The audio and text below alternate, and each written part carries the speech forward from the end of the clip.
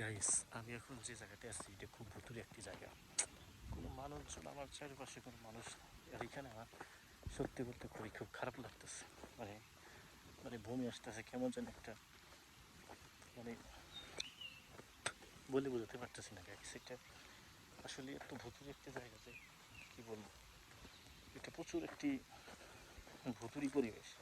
দেখেন আমার আশেপাশে কোনো মানুষজন, কোনো কিছু নাই। মানে খুবই ভয়ঙ্কর একটি পরিবেশে আমি যাচ্ছি।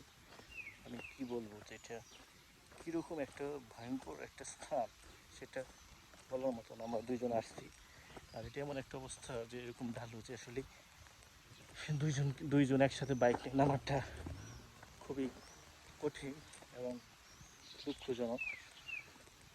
কিন্তু আসলেই জীবনে অনেক জায়গায় গিয়েছি, বাট গাইস আসলে এরকম ভূতের পরিবেশ আমার লাইফে আমি কম দেখেছি।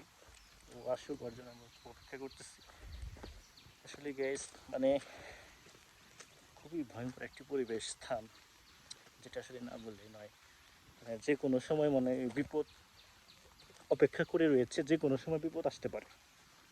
ঠিক এরকম একটা অবস্থা মনে হচ্ছে আর কি। আমরা দুইজন মানুষ এখানে, আর কোনো মানুষ নাই। আশেপাশে দেখেন কোনো মানুষজন এখানে একদমই নাই। বাট আসলে এটা ভয়ঙ্কর একটি জায়গা। তো আমার মনে হয় যে আসলে এটা খুবই ভয়ঙ্কর। এর উপরে ভয়ঙ্কর কোনো জায়গা হয় না। প্রচুর পরিবেশটা একটি ভৌতিক পরিবেশ, যেটা আসলে এখানে একা যে আসবে সে বুঝবে। জায়গাটা কিন্তু আসলে খুব ভয়ঙ্কর। দুপুর টেনেছি তো ভুলটাই নেই অবশ্য। আমরা এটা হচ্ছে আসলে বুঝছি। আস্তে আস্তে আসলে খুবই আমি নিজেই ভয় পাচ্ছি। এখানে আমার অটোমেটিক বমি আসলে যাই, বুঝছেন? তোমার কি আসলে ওই রকমই, মানে বমি মাথা ঘুরে পেয়ে যাবো এরকম একটা খারাপ লাগলো। আসলে জায়গাটা খুবই ভয়ঙ্কর। এটা মানে কি বলবো, আর এই দেখেন শরীর এখন তো কিরকম একটা প্রশান্তি মনে হইতেছে, আর তখন যা কিরকম একটা অদ্ভুত একটা ফাফার অনুভূতি সৃষ্টি হইলো। ওইখানে কিছু রক্ত জানি দেখলাম।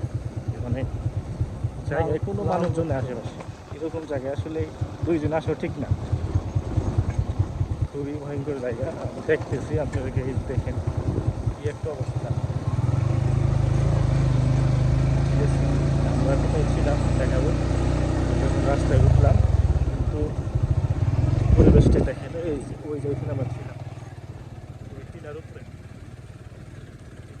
বা আশেপাশে কোনো মানুষজন নাই। নিরিবিলি পরিবেশ, একদম নিরিবিলি।